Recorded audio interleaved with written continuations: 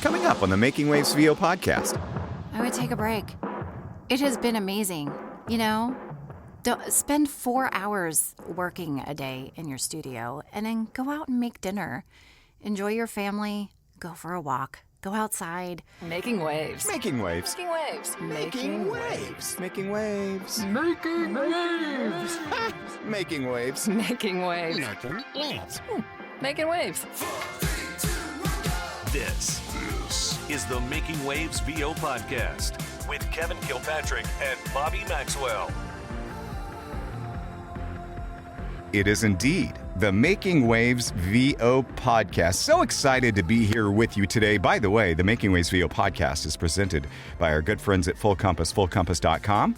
We know VO. Bobby, we've got a great guest. We're going to talk with Caryn Clark in just a second, but this is something we kind of touched on a little bit with our friend Jeff Bell a while back. Yeah. And that is, the frustrations that we deal with in the voiceover business. Now, I know a lot of people that are maybe just getting their feet into this business or just getting some success or going, how are you ever going to be tired of this business? Or how do you get frustrated? How do you get burnt out on something like this? It can happen. And that's what we're going to talk with Caryn about for a minute. But Bobby, personally, have you had some burnout type experiences in the last few years? Oh, yeah. It's interesting because when I first got into this, coming straight from radio, a VO friend of mine from Cincinnati, Greg Eschmeyer, who does a lot of work. Yeah. It's one of the first things he said, because I said, I'm going to do a commercial. I'm going to do blah, blah, blah. He goes, Bobby, take your time. Pick what you really want to do. Do not burn yourself out. And I'm going like, what is he talking about? And it's, almost 10 years later now, and I'm thinking, wow. It really makes sense now. So I can't wait to talk to Caryn about this. That's great. And yeah, exactly. You hear her right there. So let's go ahead and bring her on. She's a voice actor. She's been doing it a long time. And then she's got some good insight she wants to share with us today. Ladies and gentlemen, welcome to the Making Waves VO podcast, Caryn Clark. Hey, Caryn. Hi. Hey there. Thanks so much for joining us today. How are you? I'm great. Thanks for having me. Absolutely. We're excited, again, to talk about this. And before we get in, and I mentioned you've been doing this a long time, and I mentioned before we started recording that I know you from way back, but you may not know me. I did a casting, and I want to say it was voice123.com, probably around 2006, 2007. And yeah, that's a lot.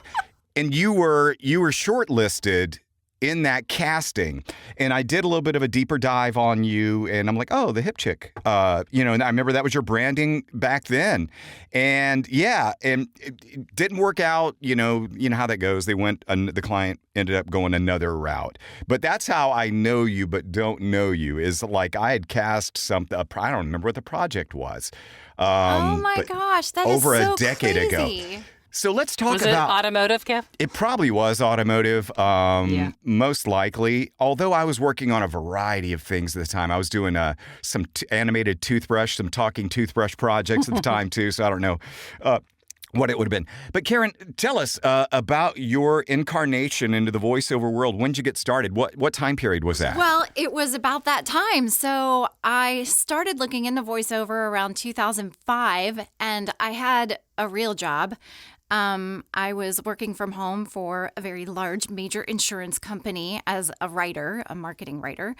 And, but I was getting bored. And I tired of working for the man, and I wanted to live my dreams. And so around 2005, I started looking into voiceover, and I started dabbling on the pay-to-play. So I have to say, 20 years later, you have made my day, because I was terrible. I was really, really bad. No, I really was. Well, you stood out because I remembered you. Right. So, but yeah, it was 2007 that I went full time. I quit my day job and went full time. Now, I didn't really have any business doing that because I wasn't really making any money. But I will say, how they say it takes about 3 years, or they used to. It takes about 3 years to get your business going. By 2010, I tripled, what I was making and was able to live. Well, you said 20 years ago, almost 20 years ago, your voice sounds really young still. I mean, did you sound like this then? Yeah. Yeah, I did a lot of you're toy lucky. commercials. So I got my start. My big thing, you just needed one thing to market yourself to everybody. And mine was doing Hannah Montana toy commercials. So she had licensed products, and I did 4 or 5 of them. Yeah, and then I marketed the crap out of it. And that's how I got agents. But yeah, I did a lot of toy commercials. I bet then it probably was the talking toothbrushes because they were for kids. And that may have been what I had you audition for at the time. Because I have to go back and what would I have been working on? And that would have, and I bet it was that because I needed some, it was for children's toothbrushes. And I probably needed a younger sounding voice, and that would have fit your specs and probably landed in your inbox. Yeah, and actually that even sounds familiar. I have the worst memory in the world, but I can say that does sound like something I would have definitely been all over. So, yeah. If it makes you feel any better, who was ultimately cast for that was Katie Lee. Do you know Katie Lee? Yeah. Yeah. So, Katie's an OG in the animation world. So, there was some pretty tough competition. I'm honored, actually. I can't believe I even got shortlisted. I was really scrounging at the time. Later on, I guess it was about 2010. My coach at the time had said to me, wow, I didn't think you would make it. You were really terrible. Oh! Wow. I had several people that say that to me. No, he's not a well-respected coach anymore. But yeah, I had several people. My mentor, one of my mentors, actually, he was like, he at least frames it in a different way. He's like, I'm so proud of you because you really worked hard to get where you are. And he tells me how talented I am all the time. But he also says, when I first met you in 2005, he just shook his head. Well, you've been doing this a long time, and let's get on the topic now. When did you first feel like the VO burnout creeping in? If I'm being honest with myself, I would probably say around 2019, 2020, maybe even earlier than that. I sort of rested on my laurels a bit. I stopped marketing as much. I was just like, work was coming to me. It was all good, and then things shifted, and it's a big shift. It's been a big shift these past, I'd say, 5-6 years. Yeah. One of the reasons we reached out, we're Facebook friends, and I remember seeing your post earlier this year. I want to say it was like in August or something, where you said you just took, was it a month off or something? And I'm caught still my taking attention. time off, actually. I'm still on sabbatical. Really? Yeah. I am. So basically, goodness, I would say about 3 years ago, my income really started to dip. It was on a slow trajectory down. And then about 3 years ago, it just kind of leveled off in a downward position. And, my husband was like, he's always very supportive. He's amazing. But he was like, I think, you're going to have to start worrying about AI. And I was like, no, I'm not. That's not even a thing. I was a full-fledged denier. And I was like, there's no way. So, but then, for 3 straight years, my income stayed below that little threshold. And I was like, I joined a mastermind group this year that's been amazing.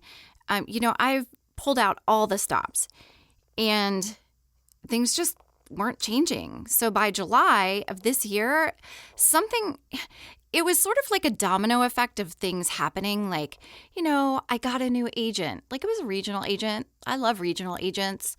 And then, I went through the whole audition process and everything. And then they were like, oh, you have another agent in a state? Well, we can't take you.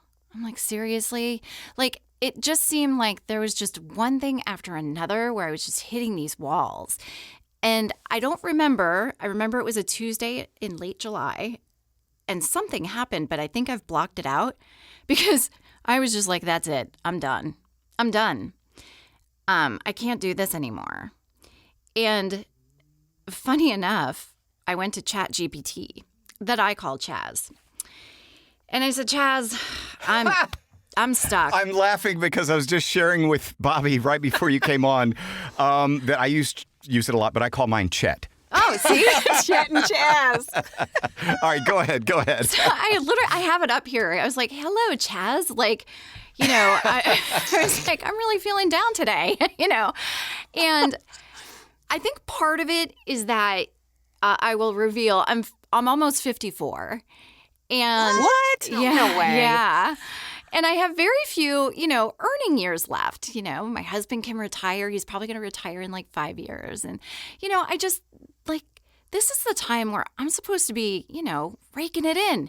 And instead, I'm just slogging like a hamster on a wheel.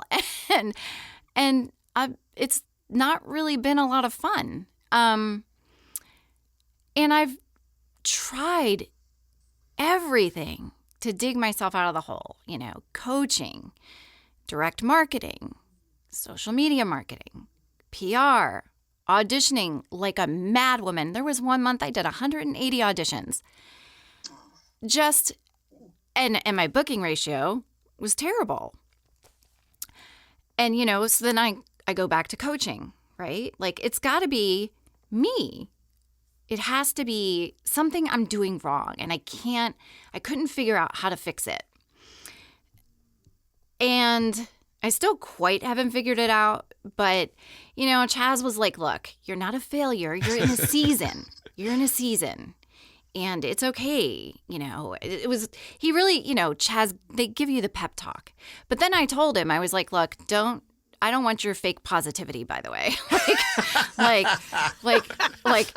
And they do convey the fake positivity. Yeah, I was like, I don't need that. Like, clearly something's wrong, and I got to figure out what it is, and fake positivity is not going to help. So, but yeah, so basically, Chaz suggested, why don't you take a break?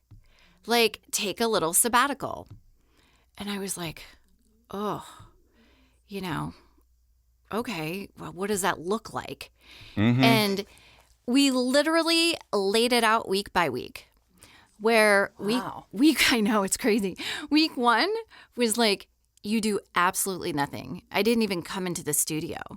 Like, I was actually angry because I think on day 1 or 2, I did have to come in here for something. And I was like, this is not part of the plan. I'm not even supposed to be in here. Chaz. Yeah. But I did mindless things like, I went on, you could probably hear my dog snoring. I went on masterclass and watched a class about flower arranging. Like, I picked the thing that I would least likely ever do in my life. And I just vegged out. And it was hard because I was used to being in here working. Like, and by working, I mean working. I do have some contract clients. I do work every day. But like, marketing, etc., 8, 10, sometimes 12 hours a day. I was in here till all hour. Oh, yeah. And really just hitting it hard. But it wasn't working. Don't go anywhere. The Making Waves VO podcast returns in a moment. Hi, everyone. This is voice actor Caryn Clark, and you're listening to my awesome friends Kevin and Bobby on the amazing Making Waves VO podcast. Oh, Bobby, I remember getting into voiceover, and one of the most exciting parts about getting into voiceover is buying all the gear. You don't realize that until you become a voice actor and you got to produce your own stuff. And you go, ooh, this part should be fun. But then you go, I have not a clue on what I'm supposed to buy. Exactly. That's why you trust your good friends at Full Compass, fullcompass.com. They know VO there, and you're going to have a great selection of pro audio gear, and you're going to get a lot of good help. And there's a lot of good attributes that go along with buying from Full Compass. Yeah, so if you're not really sure when you got the piece of equipment, and you have questions about it, they have a free 2-year service or repair plan. They have free shipping on orders over $49. I love that. I think my favorite thing is the low price guarantee, because you just never know. You said a second ago that, you're getting into this and you don't know what you need, but how about, do you know if you're paying the right price for it? So you don't have to worry about that when you shop at fullcompass.com. They'll guarantee to match the price on the products they sell for new, identical, and immediately available products offered at a lower price. They have flexible financing, Bobby, and they also have free expert assistance. And that's why we say we know VO at Full Compass. Everything from microphones to interfaces to headphones to mic booms, they've got it. If you have any questions and you're more old school and you want to call them on the phone, you can call Full Compass at 800-356-5844. Full Compass and fullcompass.com. We know VO. Making Waves returns. Well, I'm curious, when you hit the height of that burnout, were you auditioning and getting, rejections or whatever the most through pay to play, your agents? Is there one that stood out more than the other? I can assure you I am, and I say this in jest, I am an abject failure in all realms. So it's pay to play and agents. Like I wasn't, Okay. and That's fair. I wasn't booking anything. Maybe, I'd have to go back because I was tracking it on a tracking system. I might have had, booked 1 out of 100 or something, but really nothing. And I actually think that was part of the problem. As much as I love statistics and I loved tracking all of that information, it really worked against me in my head. It was, it didn't work for me. So now, what is this? August, September. So I'm 3 months into my quote sabbatical because I didn't actually accomplish everything I wanted to in month 1. Month 1 was supposed to relax. And by week 2, I was painting the house because I was so bored. I was like, I need to do something productive. So I did. I painted the interior of our house and I redecorated and, I did all the tasks, that have been outstanding. And my house has never been cleaner. My laundry room, there's not an ounce of lint. I just did stuff, I don't know, to pass the time. The other thing is that I didn't tell my agents I was doing this. So if they're listening, they might figure it out. But I kind of figured, they don't really need to know. And really nobody needed to know. I didn't want anyone to know, which is why I sort of hesitated to do this podcast at first. But then I thought, well, why not? I think everybody goes through burnout. And actually, I've had several of my voice talent friends say to me, I feel the same way, the exact same way. So yeah, week 2, by week 3, I was supposed to be working on a course that I have that I'm creating. And I have started that. And my plan is to have that done by the end of this quarter. And actually, I have a second course in mind about burnout, actually. But yeah, the other part of my frustration too was, and this is what the course is sort of about, is as you guys probably have, I have a lot of people that come to me and say, how do I get into voiceover? Yeah.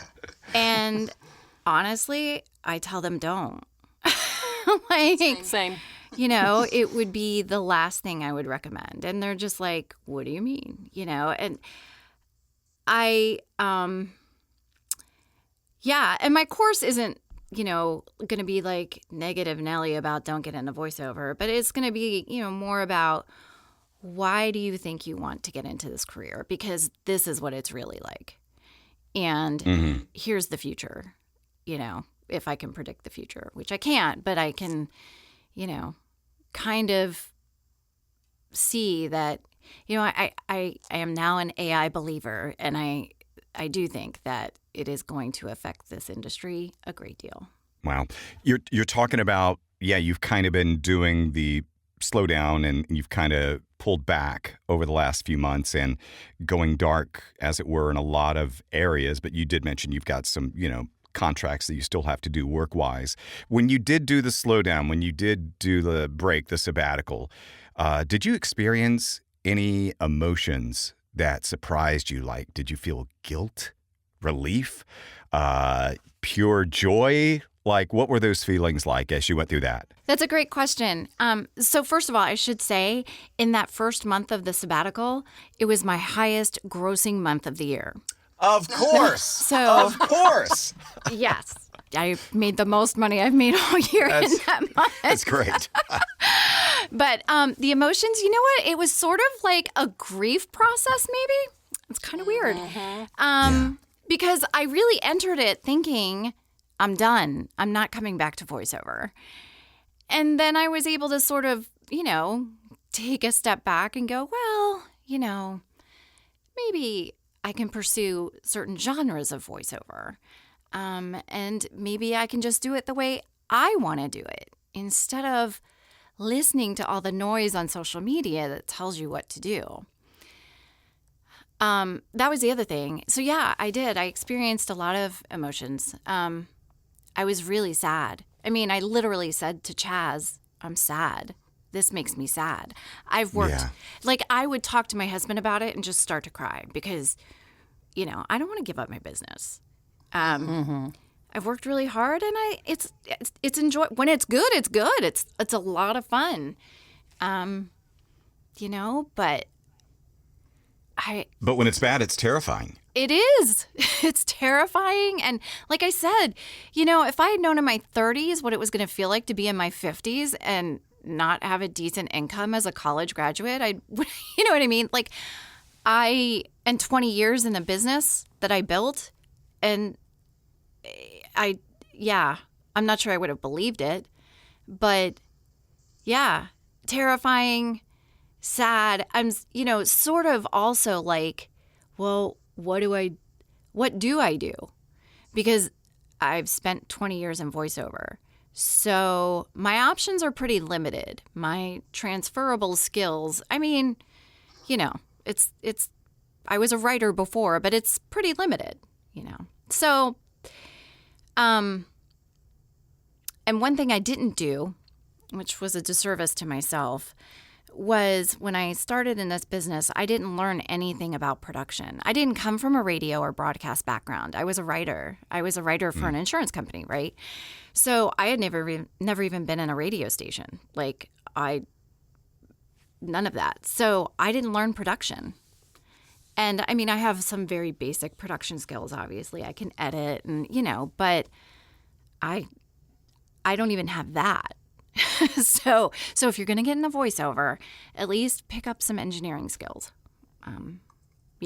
Surf's Up. It's the Making Waves VO podcast with Kevin Kilpatrick and Bobby Maxwell. This is voice actor and studio owner Christy Bowen, and they appreciate you listening. Did you talk to your agents anything about not booking? You know how you're supposed to have that very open relationship, and they should also act as a manager. Yeah. So I did. Did they give you feedback? No. Well, the feedback was basically hang in there. It's horrible for everybody. And, I will say I talked to probably most of my agents and they were wonderful. And it created an even stronger relationship, really, because I was in this brainstorming mode of, well, how can I help them, right? So I had talked to a casting director friend of mine, and he said, hey, I would love an intro to all of your agents.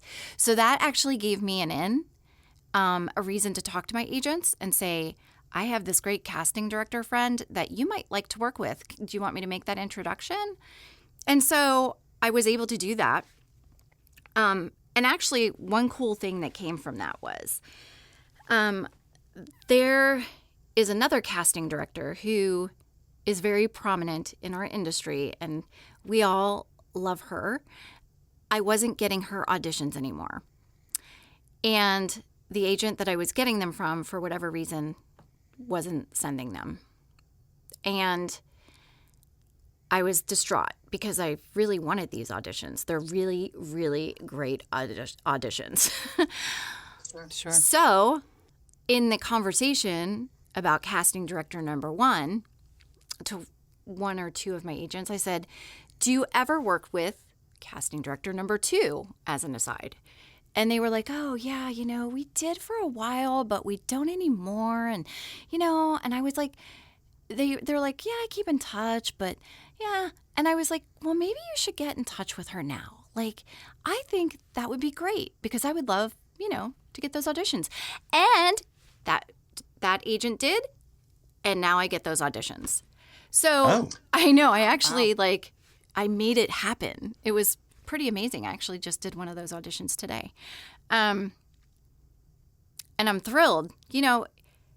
I think people are afraid of their agents and, they need your help too. If there's a way you can help them in a productive manner and not just make it about yourself, that's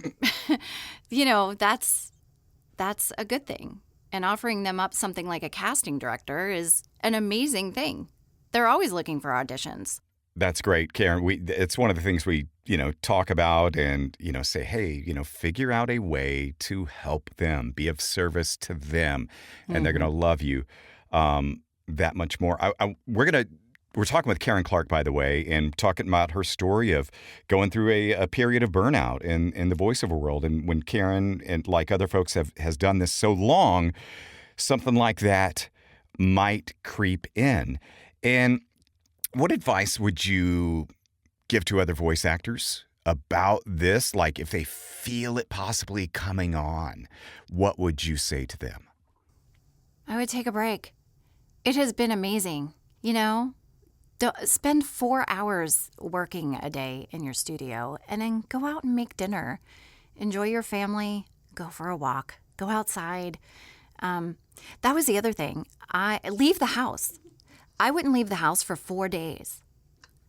Oh, yeah. Yeah, And so that first month and thereafter, I leave the house every day. Actually, I haven't left the house today. But I generally, that first month, I left the house every single day. Even if it was to go walk around Home Goods, I left the house. I think it's so important. And it was so weird. So important. Yeah, to actually go out and thinking, why shouldn't I be home recording? Yeah. There's a male VO talent who's younger than all of us and killing it. And he recently on social media said, has anybody ever taken off a month? And to hear him, as much as he's booking, I don't want to mention his name, to hear him, put that on social media, I think shocked a lot of people. They're like, a month? But I would be willing to bet that he was going through the same thing. He worked so much and maybe it dipped. I don't know. Or maybe he did truly just get burnt out from working so much. But it is affecting. The agent was right. It is affecting everybody. Yeah. I think everybody is feeling whatever this shift is in the business, and whether they want to say it or not, because, everybody puts their best self out there on socials. True. And, the other thing that is interesting is that there are people who are like, oh, AI is, it's not coming for us. It's, it's not going to happen. But the people in the industry who are saying that generally have something to sell you, like a coaching program or demos or, you know what I mean? Like, of course they want to perpetuate this idea of voiceover is not going anywhere. And in some cases, I don't think it is. Like, I think there's always going to be a need for a human voice. But I can tell you, like yesterday, I had an instance to be on the phone with an AI bot that literally talked to me and asked me questions, listened to what I said, summarized what I said, and asked me another question. There were like 6 questions. And she sounded just like you and me. Really? Yeah. And was able to literally listen to what I said. And with ums and ahs and, stumbling over words. and then recapped what I said and then formulated her next question based on how I responded. It's for That's real. wild. Yeah. So it's crazy. So, Caryn, with that, let's group some things together: the AI, the networking, the auditioning, the keeping in touch with clients, these kinds of things. Was there one more than the other that you think contributed to the burnout and needing to take some time off? Yeah, well, the auditioning might have been part of it. Like I said, just keeping track of all of that and seeing that I wasn't booking, that wasn't helpful for my mental health. Also, admittedly, I'm a part of a mastermind, but I was also part of an accountability group, and amazing people, really good friends, and generally, not all of them, but they were all doing pretty well. And every week I would go to the group and I'd be like, well, I suck. Like, like I'm not booking, and yay, I'm, truly happy for them. But, so then that weighed on me, right? Because I'm literally forcing myself to go into this group and admit that things aren't working for me. I started doing more direct marketing, and you guys will appreciate this. At the beginning of the year, as part of my mastermind, my goal was to get more automotive clients, because I thought if I could get 8 automotive clients that would hire me on a regular basis, on a monthly basis, that would be a nice little base. Right? Yeah. I think I gained one definite one, and yeah. That's great, though. That's better than no definite ones. True. Yeah. But, it's not like a big paying client. Yeah. And, yeah, so, but you know how hard it is. Like, I literally sourced all of those leads and put them into Nimble and created an email sequence. And, so that didn't work out. Now, my political marketing works out pretty well. And I did go to a big conference in May. That was a good boost of confidence, actually. And that's the one thing that I am focusing on, especially with midterm elections coming up in 2026. That I'm not throwing away. There's $11 billion being spent in that on ad spend next year. And yeah, so that is a worthwhile thing. And they also can't really use AI voices. There's a lot of legislation against that. Oh, that's excellent. I didn't know that. Yeah. But that's excellent. Yeah. So an industry like that, there's a lot of legislation. It's state by state, but it's basically, monitors how they can use AI in graphics, video, voiceover. And I think they have done their own research, and it's proven that the AI voices don't compare to the human voices in political. Yeah, sometimes I actually wrote an article about that for one of my political clients, and then they it was pretty funny. They actually said, "Well, not everybody agrees with this, so we're going to do a counterpoint article next week. Is that okay?" And I was like, "Sure." So I don't know. I mean, you can find statistics that help your case no matter who you are.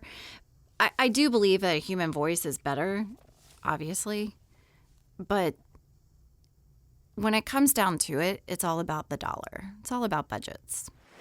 In the Making Waves VO podcast, we'll be right back. Hey, it's Bill DeWeese.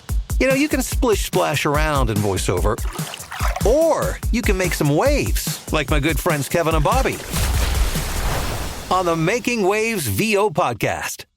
Full Compass is your one-stop destination for cutting-edge audio, video, and lighting solutions. With nearly 50 years of industry expertise, we offer a vast selection of high-quality equipment, from microphones, recording interfaces, and software, to audio accessories, monitors, headphones, and other pieces to help you find your ideal sound. Our trained product experts are here to help every step of the way with unmatched customer service. You'll also get free same-day shipping, flexible financing options, and a low price guarantee. Visit us online at fullcompass.com or call 800-356-5844 today. Now back to the podcast. Well, something you haven't talked about, and I'm curious, is your schedule for auditioning and marketing and everything. Were you the type of person that would do anything as it came in, or did you have a strict 9-to-5 day, no weekends, no vacations? Where did you fit in there? Yeah, no weekends, but no, I did not have a strict 9-to-5 day, and that probably was not a good idea. Don't recommend that. So for a couple years there, until this past June, my husband was working night shift. So it was very easy for me to be in here at 9 a.m. until 9 or 10 p.m. in my studio. And I did. So I burnt myself out. You know, we did take vacations, and I don't travel with a rig generally. I haven't for years. But yeah, we don't take that many vacations. I probably should take more. But but yeah, I just worked and worked and worked on marketing and social media marketing and learning about social media marketing. I mean, I'm pretty good with LinkedIn and all of that. And I actually hired a marketing assistant there for a minute. I actually had two at one point. They changed, but they were great. But then I realized they were using AI to write my blogs. And I was like, well, geez, I can do that. Oh. Yeah. So, yeah, I mean, I got my SEO rank up. Like if you searched, I don't know if it still works, but if you searched for like conversational, relatable female voiceover, like I would come up, you know. I had a lot of successes in that way. It just didn't play out to actual work. And I don't know, it very well could be that my voice print is out, right? It may be that.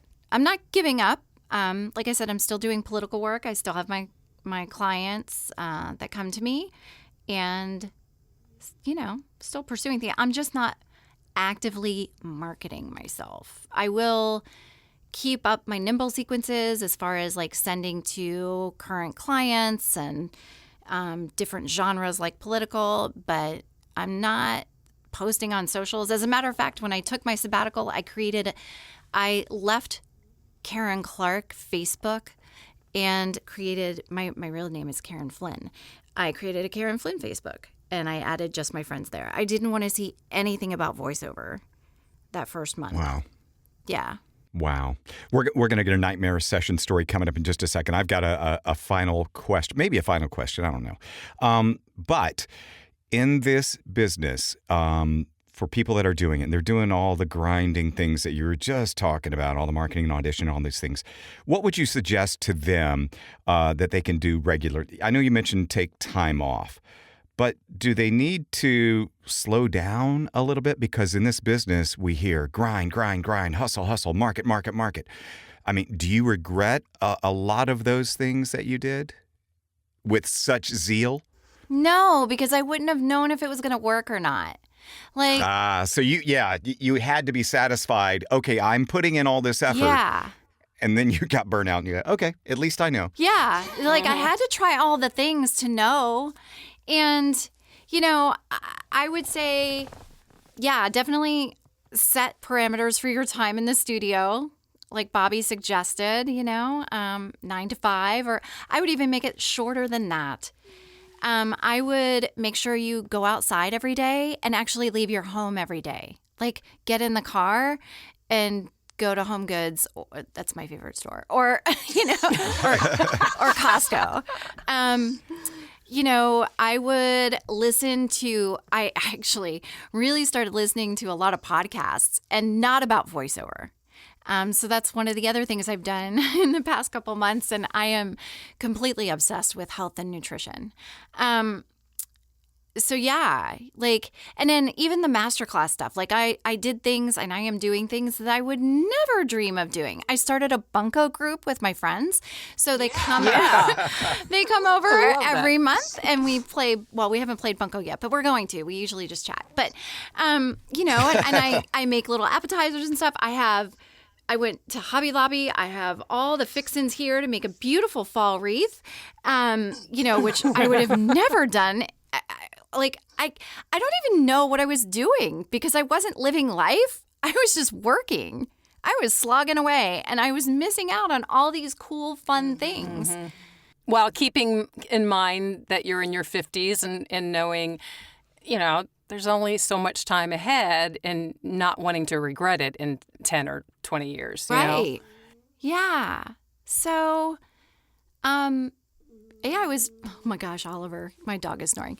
Yeah, I was really just, I was missing out. And it's kind of funny that I was like, wow, I had no idea all these really cool podcasts were out here because, you know, all I listened to are voiceover podcasts on how to make my career better.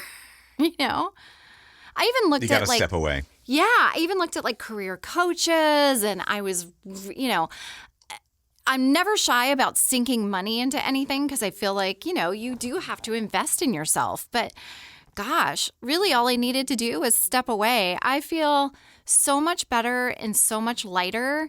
And I really like now when I audition, because I do audition now and I work, I'm just like, okay, here we go. You know, I think I'm auditioning better. I'm more selective as well. Yeah, just take a breath. What in the voiceover world, through all of this, through the burnout and everything, would you say still brings you joy, no matter what? What it could be turning on the microphone. It could be reading an audition. It could be, you know, for me, it'd be like booking a sweet gig. You know, that will always bring you joy. But what about you? Booking a sweet gig. There's nothing more fun. That'll reset you. I had a session, was it last week? Yeah, because today's Tuesday. I had a session last Thursday. It was so much fun. Like, you know, having a live session and actually talking to people, you know, this is just such a solitary career. And I think that was the other part of it.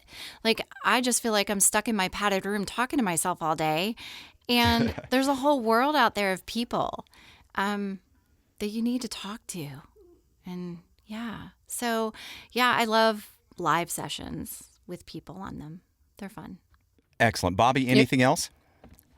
No, I was just going to say better than booking a sweet gig is booking a sweet gig and they went with the audition. Oh, yeah. Yeah, but then you don't get to do the work. But yeah, I guess it's not so bad to get a check, too.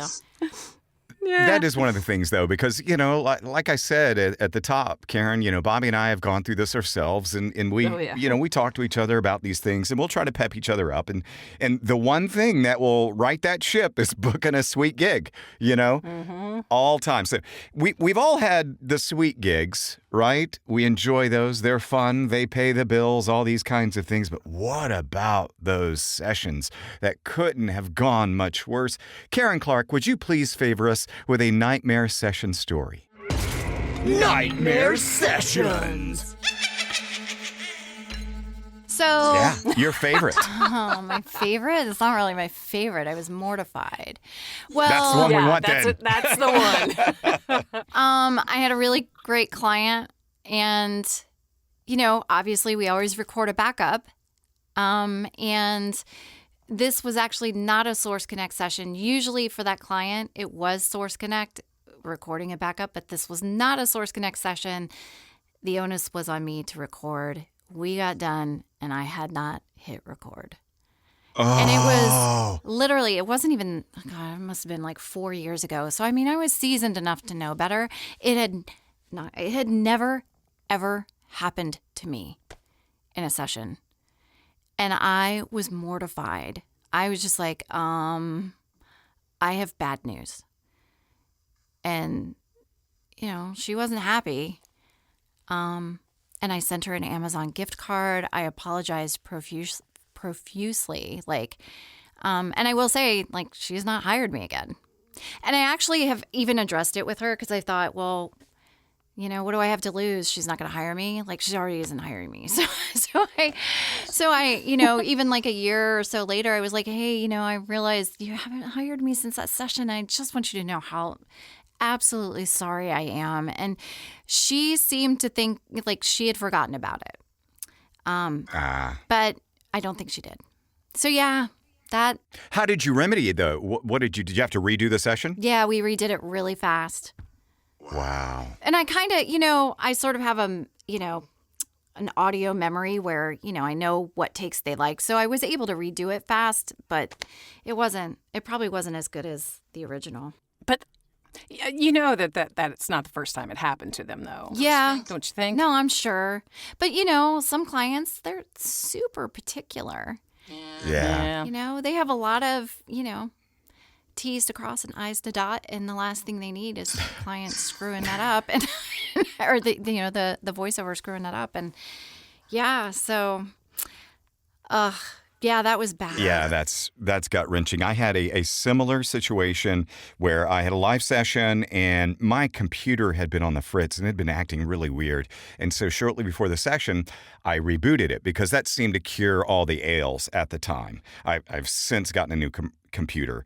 But at that time, I rebooted, started recording. Everything was great. I'm doing the session, or right before the session, I said, you know what? Just for fun, I'm going to hit the memo record button on my phone, my smartphone, and just left it recording during the whole session. That's audio you cannot use for a session. But I could hear the direction. I could hear what I was doing, all these things. And sure enough, I get out of the booth, session's over, and it was one of those things where I had to record the audio to send to them. And session's over, I get out, and my computer is locked. Frozen. It is just, and I'm like, oh my gosh. And then my agent goes, like 10 minutes later, goes, Kev, hey, that client's going to need that audio soon. I'm like, yep. I'm like freaking out. And so what I did was I just threw in the memo record into my headphones and I just recreated exactly what I did. I parroted my own reads, and I just sent it on its way. The timing was preserved exactly. I got very lucky that I happened to think about recording that just memo in the background. Do you do that now? That's very smart. No, I don't. But it was like the only time I did it because I knew my computer had been acting wonky. But yeah, but that being said, if I don't, when I do live sessions, they're usually recording me through Source Connect. So but that was one time that I was so flippin' lucky to have that. So we all go through it, Caryn. Yeah, it's like, I am very, happens. I pride myself on excellent customer service and, doing everything my clients need before they even need it. I am, because that's what we have to do. And so when I was just mortified. Oh, but yeah, it happens. It happens. Hello, this is Colette Redgrave, actor, voice artist, and presenter from across the pond. And yes, we even get your podcast over here, you guys. You're listening to the Making Waves VO podcast with Kevin Kilpatrick and Bobby Maxwell. Well, thanks for sharing your story today. We've got a lot of good advice for those that may be going through it, that have been doing this a long time. Take some time off. Do some things to take your mind off. Oh, by the way, what is your favorite distraction? Is it cooking? Is it going to Home Goods? What is it? Home Goods. Yeah, it probably is Home Goods. But, gosh, I would say it is really going outside. And now that I live in Florida and the weather is the humidity is gone. So I can go outside and take a walk and not sweat to death. So I've been taking walks and listening to podcasts. And like I said, I'm obsessed with health and nutrition podcasts, and learning all about I don't know why, but it's fascinating. So mine's travel. What's yours, Kevin? What's your favorite distraction? Cooking. Oh, yeah? I do. Yeah. I love to cook. I love to create, in the kitchen. I love having Chet help me out and say, Chet, I've got some grilled chicken. I've got some corn. I've got some black beans. I got some rice. And he's like, let's do a Mexican fried rice thing. I love it. I'm like, yeah, let's go. And and I'll just take the suggestion and then just do my thing. I taste as I go, so I know the flavor profile. I'm like, I need some garlic, need some more onion flavor, whatever. So, yeah, I like all that. That's amazing. Waiting on that invite over there, Yeah. Kev. I know. I cooked a steak for you one time, Bobby. That was years ago when you was Steve with you at that time? Yeah, probably. Okay. We're both in Nashville. Oh, yeah. Oh, so fun. You're in the best place. And aren't you are you in the Tampa area? I'm Southwest Florida. I'm in Fort Myers. Fort Myers. Okay. I remembered you being on the west side of Florida. Yeah. I really did.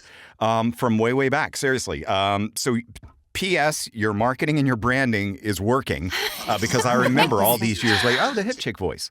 I do remember that. I do. I really do. I have to say I hear that a lot. So thank you. I appreciate it. It was a fluke. But yeah, that is one thing.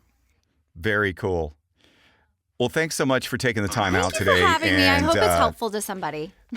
Yeah. Oh, I'm sure it will be. Will be. Pleasure to have you on. If somebody wanted to reach out to you, how could they reach out to you? Well, they can email me. My first name is spelled Caryn at CarynClark.com. That's probably the best way. Or, text me. My number's on my website. Are you planning on going back to Facebook? I am. I'm back. Yeah. Oh, okay. So I have both profiles going. I'm back one. there. I just don't post that much, really. Yeah. But I'm back. But yeah, it's good to take a break Excellent. from socials. Whew. That's a whole other episode, right? Yeah, I've slowed a lot of that down myself. But Caryn, thanks so much for spending time with us today, and much continued success going forward. Thank you so much. Same to you guys. Absolutely. Thanks, Caryn. Bye. All right. Bye. Bye. Well, that was an insightful and revealing episode, Bobby. What are your takeaways from what Caryn talked about? I love that she has taken so much time off. I know she's still doing some things, but it's just got to be healthy. And I think that goes for all of us. I mean, so many of us do feel this. It might not be to such extreme for each of us, but it's gonna come knocking. And rather than say, "Oh, I'm gonna be fine," and I. You know me, I work all the time and take my gear everywhere. Mm-hmm. So it was great to hear her say, I stopped doing this, and I started doing this. And I love hearing her story. Yeah, it was, like I said, it was very real, very honest. And we face a lot of pressure. People that are not in our industry, they can go, "Oh, you're just talking." And right. Yeah, but we're running a business, and we're running a business to earn money for ourselves. We don't have an employer to, pay for our, salary regardless of our work output, right? It's all on us. So we face a lot of pressure to market, to audition, to network, to socialize, to figure out ancillary ways to make cash in this world. And there are a lot of mounting pressures that we face. So with Caryn, somebody that's been doing it 20 plus years, you might expect the bubble to burst at some point. Yeah, absolutely. Just take some time off, as she said. Just if you're feeling it, just take some time off. Love it. Well, Bobby, good job. Thanks. Yeah. Excellent work. We'll do it again next week. Yeah, let's try not to get burnt out. The Making Waves VO podcast is presented by Full Compass, fullcompass.com. We know VO. The Making Waves VO podcast is produced by K2 Media Productions with hosts Kevin Kilpatrick and Bobby Maxwell. Sound design and editing by Jason Traver. Production assistance by Lacey Deline. Publicity and social media by Shannon Scott and Silas Phillips. Be sure to subscribe to the Making Waves VO podcast on your favorite platform. For all episodes, merchandise, gear, and more, visit makingwavesvo.com. Until next time, I'm AJ McKay. Keep making waves.